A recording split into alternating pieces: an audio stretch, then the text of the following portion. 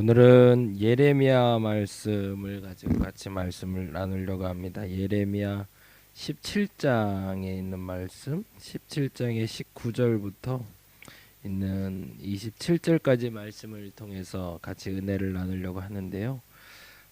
지난주까지 살펴봤던 이사야와는 조금 다른, 이사야는 뭐라 그럴까?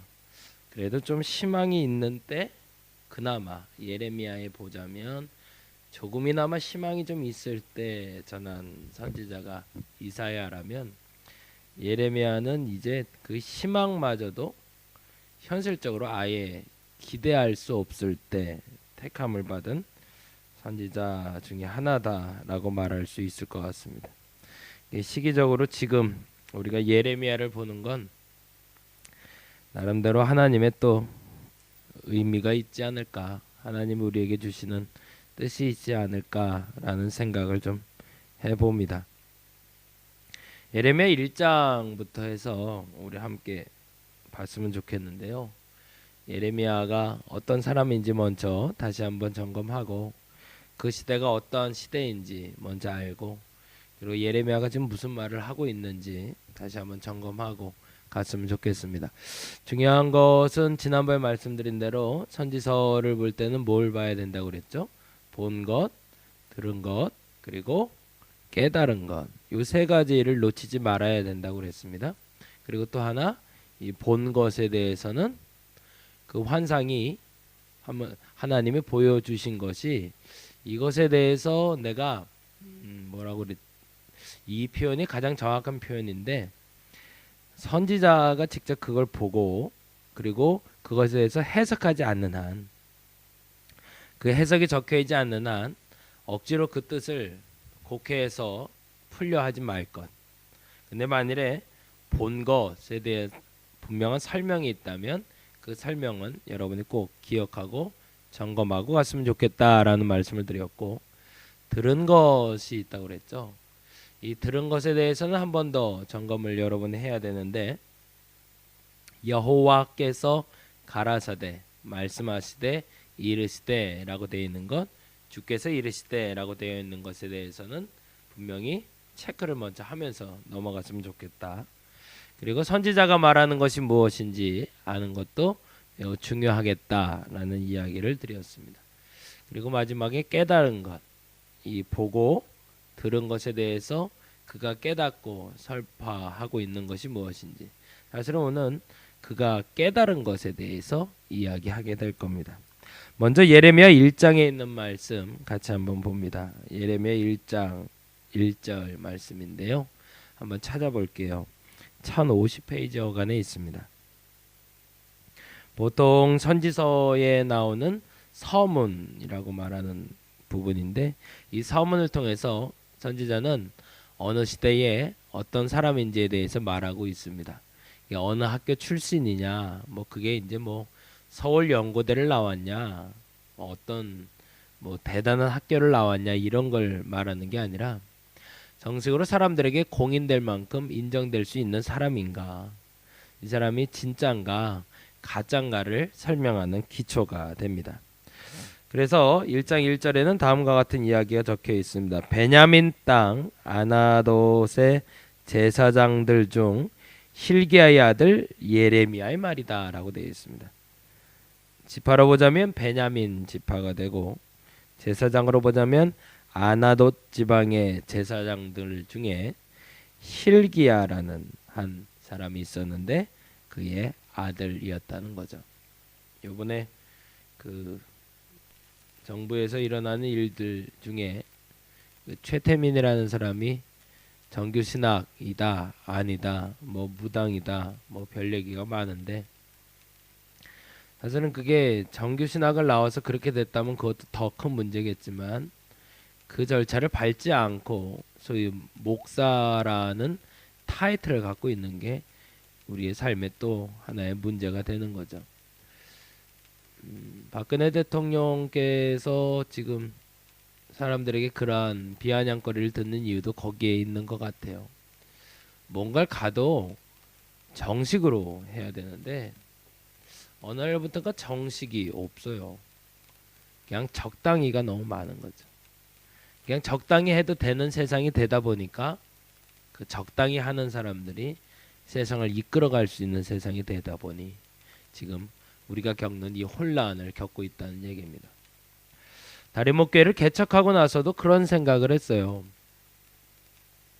1년 정도 되니까 이제 조금 좀 보이는 것 같고, 보다 정확히 말하면 제가 엊그제는 지금까지 만들었던 교재들, 그리고 했으면 좋겠다고 했던 생각들, 행사들 이렇게 좀 정리를 해봤습니다. 이제 저희가 12월 첫째 주엔 당회를 해야 되거든요. 당회하고 구역회를 하면서 좀 정리를 해야 돼서 이렇게 문서 정리를 좀 하다 보니까 교재만 한 7, 8권을 만들었더라고요. 우리 다림목교회에서 하고 싶어서. 이런 교재도 있고 저런 교재도 있고 이것저것, 그리고 자랑도 해봤고 사람들에게 나눠도 줘봤고 이건 해봐야겠다고 얘기했고, 근데 그게 다 사실은 사용된 건 아니었습니다.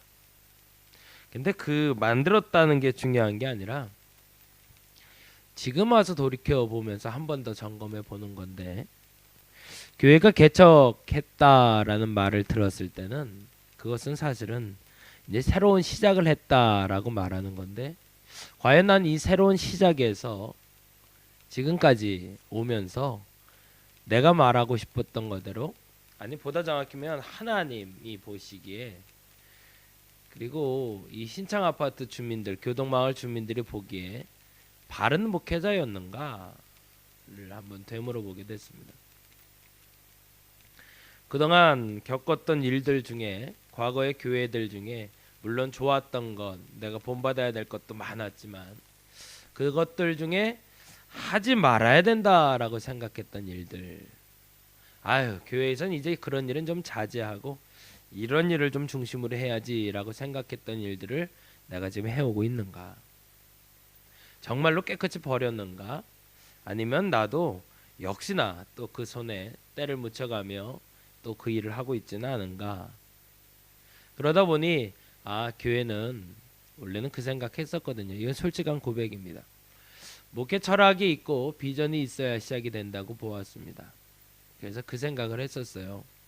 하나님 주신 것도 먼저 장소를 보고 재정을 채우고 그 다음에 비전을 주시고 사람을 주신다고 했기 때문에 난 이 네 가지가 완성되기 위해서 내게 비전이 필요하다. 그래서 난 이걸 하고 싶다, 저걸 하고 싶다고 우리 이창현 성도님께도 말씀드렸었고 여러 가지 고민도 했었지만 사실은 그게 비전이 아니다라는 걸 인정하는 1년이었습니다. 비전은 결국엔 하나님과 함께 하는 것이더라고요. 그게 진짜 비전이고, 지금 내가 하나님과 함께 하고 있는가? 함께 하는 데 있어서 부족하지 아니한가? 아니, 부족할 수 있지만 한 가지 중요한 건 하나님과 함께 하는데 내가 바르게 하고 있는가를 묻게 되었습니다. 저와 여러분이 더 거룩하지 않아도 상관없습니다. 더 신비롭지 않아도, 더 깊어지지 않아도 사실 이제는 상관없을 것 같습니다. 정말 중요한 건 그게 하나님 앞에 바른 것인가? 사람들에게 인정받을 수 있는 그리스도인의 모습인가? 그게 더 어찌 보면 중요할 것 같습니다. 예레미야라는 사람은 그러한 부분에서는 인정받을 수 있는 사람이었고, 그래서 그 사람에게 하나님은 당신의 사람으로 택하신 후에 예언을 허락하여 주십니다. 그리고 나서 4절에 다음과 같이 기록이 되고 있죠. 1장 4절입니다. 여호와의 말씀이 내게 임하니라 라고 되어 있죠. 아까 말한 대로 본 것, 들은 것 중에 들은 것이 되겠죠. 그런데 이렇게 얘기하십니다. 내가 너를 모태에 짓기 전에 너를 알았고 내가 배에서 나오기 전에 너를 성별하였고 너를 여러 나라의 선지자로 세웠노라. 이게 우리가 하나님께 들었으면 하는 소망이기도 하고 하나님이 우리에게 하시는 말씀입니다. 모태로부터 배에서 나오기 전부터 성별하고 세워 주신 사람. 그런데 그 스스로는 깨달아 알고 있는 것이 있습니다. 그게 바로 6절이죠. 내가 이르되 슬프도소이다 주 여호와여 보소서 나는 아이라 말할 줄 알지 못하나이다. 당시에 예레미야의 나이가 20살 정도로 봅니다. 이거 보통 제사장이 일하기 시작하는 게 나이 30 정도 된다고 하니까 한 10여 년 일찍 복음을 받아들이게 되고 하나님을 경험하게 된 거죠. 그러니 본인은 할 수 없다라고 말하지만 사실은 제가 월요일 날 말씀을 드리려다가 말씀 못 드렸던 부분인데 예레미야는 이미 20살이 되는 그때부터 준비가 되어 있던 겁니다. 당시에 제사장들이나 또는 정치 지도자들의 병폐로 말미암아 그 나라가 어떻게 돌아갈지에 대해서 미리 예견할 수 있을 만큼 식견도 갖고 있었고 그가 배운 율법이나 성경 말씀에 빗대어 보았을 때 지금의 당시에 그 선지자들, 제사장들이, 정치인들이 얼마나 잘못된 길로 가고 있는지를 본인이 알고 있었던 겁니다. 그리고 그 유념하에 보셨던 하나님은 그의 모습을 통해서 이제 쓸 준비를 하시고 꼭 약 40년 정도를 하나님의 선지자로 사용을 하십니다. 그리고 그에게 두려워 말라 하시고 그에게 복음을 전할 수 있는 길을 열어주시죠. 그리고 보여주신 것이 11절, 12절, 13절이었습니다. 거기까지만 읽고 오늘 본문으로 넘어갔으면 좋겠습니다. 11절 말씀 여호와의 말씀이 또 내게 임하니라 이르시되 예레미야야 내가 무엇을 보느냐 하시매 내가 대답하되 내가 살구나무 가지를 보나이다. 뭘 본다고요? 살구나무 가지. 그러자 12절에 이렇게 얘기합니다. 여호와께서 내게 이르시되 내가 뭐 했대요? 잘 보았도다. 이는 내가 내 말을 지켜 그대로 이루려 함이라 하시니라. 거기까지만 보시면 된다는 겁니다. 아까 말씀드린 대로 선지서는 뭐로 되어 있다? 본 거, 들은 거, 깨달은 거. 근데 뭘 봤다? 살구나무. 근데 하나님 뭐라고 얘기한다? 잘 보았다. 그러면 잘 본 걸로 끝나는 겁니다. 그 잘 본 게 뭔지, 살구나무가 어떤 의미인지 거기에 너무 개념치 않으셨으면 좋겠다는 겁니다. 혹자들은 이 살구나무에 대해서 해석도 하고 이 살구나무라는 단어가 지키다라는 히브리어 단어와 유사하다고 그래서 지키다라는 말에 대해서 알려주기 위해 이 살구나무를 보여줬다라고 해석도 하지만 거기까지도 굳이 저는 상관없다고 보고요. 살구나무를 봤다라는 것 그것으로 그냥 좋게 했으면 좋겠습니다. 하나님이 보여주신 것 그것에 대해서 잘 볼 수 있는 눈만 열리면 되는 거지. 그게 어떤 의미인지 그걸 어떻게 해석하려고 하는지 그건 나중에 문제라는 거죠. 그 다음에 다음과 같이 이야기하십니다. 잘 본 그에게 13절에 이렇게 설명을 하시죠. 여호와의 말씀이 다시 내게 임하니라 이르시되 내가 무엇을 보느냐 대답하되 끓는 가마를 보나이다. 그 윗면이 북에서부터 기울어졌나이다 하네요. 이제는 조금 더 가고 있네요. 아까는 그냥 살구나무. 근데 그 살구나무가 어떻게 서 있는지 살구 열매가 맺혔는지 떨어졌는지 거기까지는 설명 안 됐지만 이번엔 조금 더 집중해서 볼 수 있는 눈이 열려 있습니다. 끓고 있는 가마가 있습니다. 끓고 있는 팔팔팔팔 끓는 가마가 있는데 그 가마가 어떻게 돼 있다고요?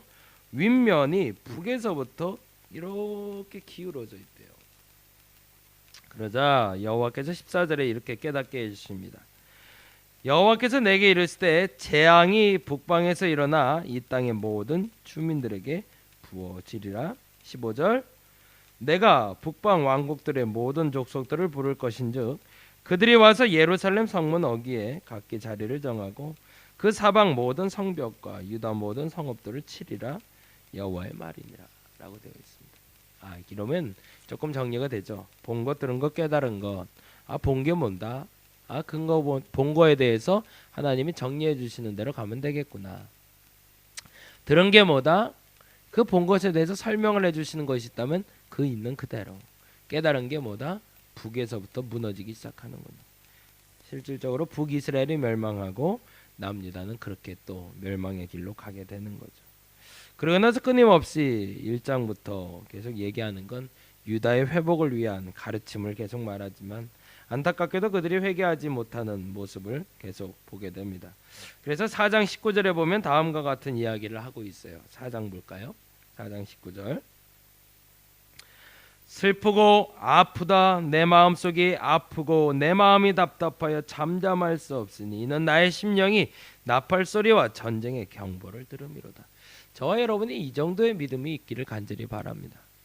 그냥 하나님이 아프면요 같이 아프고요 하나님이 슬퍼하시면 같이 슬퍼하는데 그 중심에 뭐가 있냐면 그냥 나라가 아프면 내 나라기 때문에 내가 아픈 거고요 나라가 슬프면 내 나라기 때문에 내가 슬픈 거고 교회가 기쁘기 때문에 나도 기쁠 수 있는, 그것이 서로 간의 신뢰요 믿음이 아닌가. 그런 사람에게 하나님은 역사하신다는 거죠. 그냥 같이 울었으면 좋겠어요. 그냥 같이 울자고요. 그리고 같이 웃고, 그래서 내가 아프면 같이 아픈 거고 내가 슬프면 같이 슬퍼야 그게 교회지.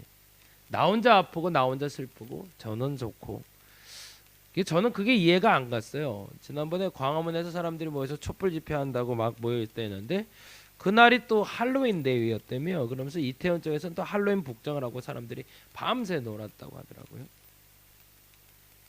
집사람은 그러더라고요. 그럴 수도 있지 뭐. 이런 사람 있고 저런 사람이 있는 게 민주주의잖아. 근데 그 말도 이해가 되는데, 이해는 되지만 근데 마음은 편치 않더라고요. 그냥 속상했습니다. 같이 갔으면 좋겠는데 뭐 하나가 그냥 아예 놀려면 다 놀던가, 아예 모이려면 다 모이던가, 뭐 그래야지 이도 아니고 저도 아닌 뭐 그런 모습, 좀 개인적으로는 속상함이죠.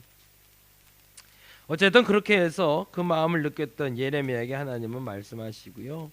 8장, 13장, 14장 쭉 넘어가면서 어떤 얘기를 하고 있냐면, 유다가 드디어 징계를 받을 수밖에 없고 심판받을 수밖에 없다라는 이야기를 남겨주고 계십니다. 그러자 예레미야가 기도하는 거죠.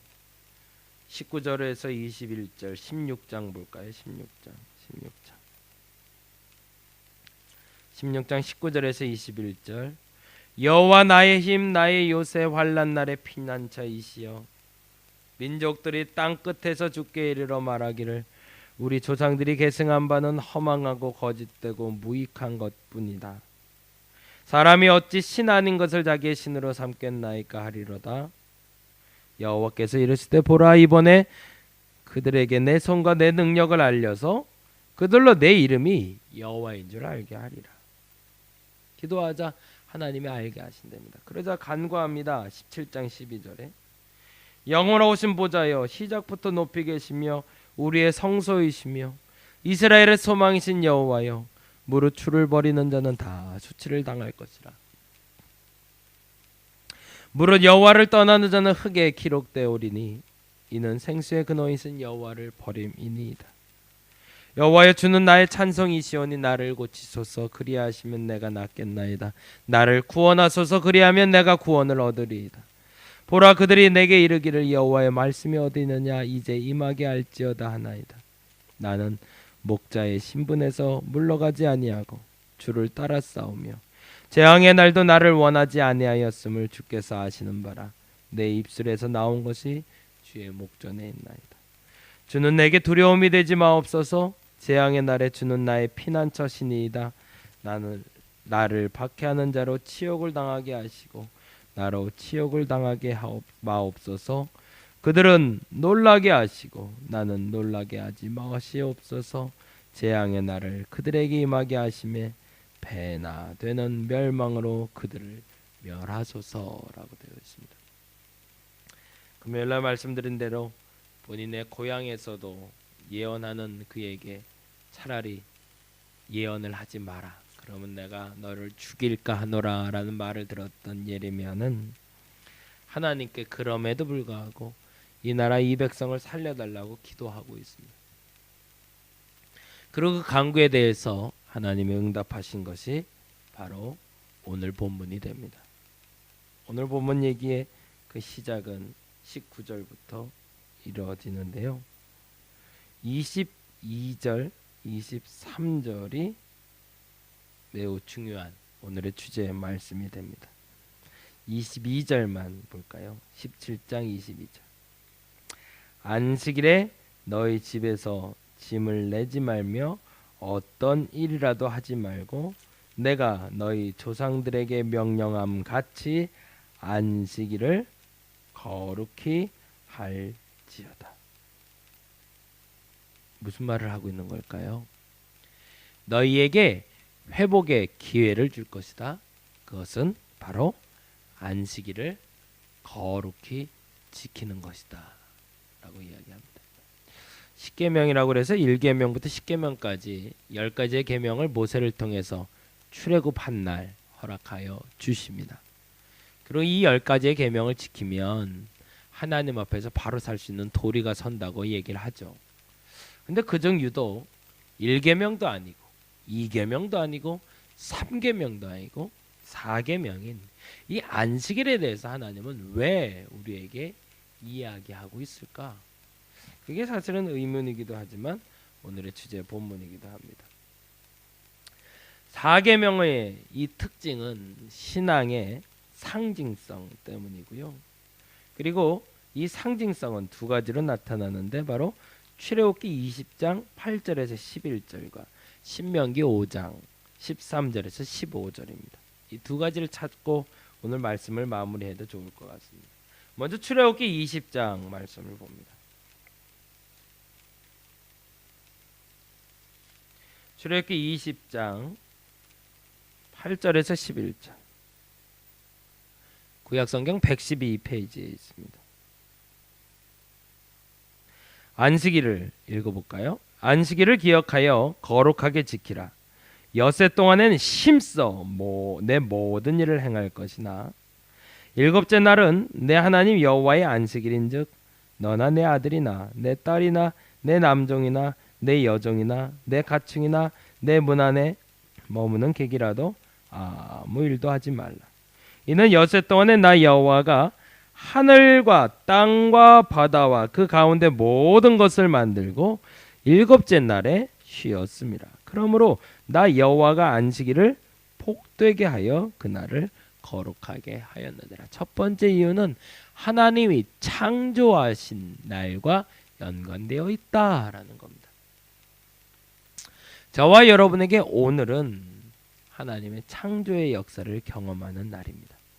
그 창조의 일들을 경험하고 나누는 날이 되어야 한다는 겁니다. 그리고 두 번째, 신명기 5장 16절입니다.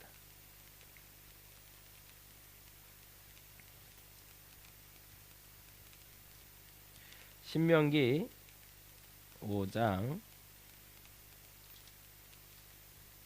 13절에서 15절까지 나중에 그러니까 요 주보 안에 있는 이 설교 요약도 한번 보시고 하면 좋겠습니다. 5장 13절에서 15절인데요.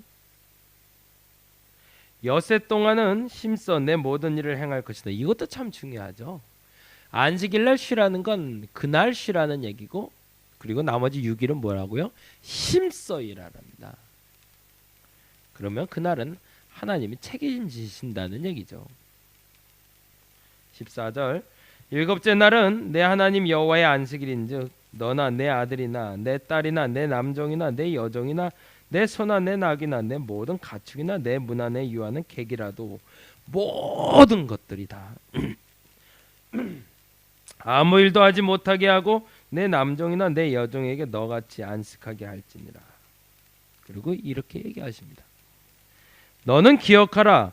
내가 애굽 땅에서 종이 되었더니 내 하나님 여호와가 강한 손과 편팔로 거기서 너를 인도하여 내었나니 그러므로 내 하나님 여호와가 내게 명령하여 안식일을 지키라 하느니라. 중요한 두 번째 요소가 되는데 첫째는 창조하신 하나님을 기억하는 날이라면 두 번째는 구원하신 하나님을 기억하는 날이 안식일이라는 겁니다. 그러면 그것은 어떻게 기억되고 어떻게 재창조돼야 되는가? 그게 마태복음 12장 12절입니다. 마태복음 12장 12절 신약인데요.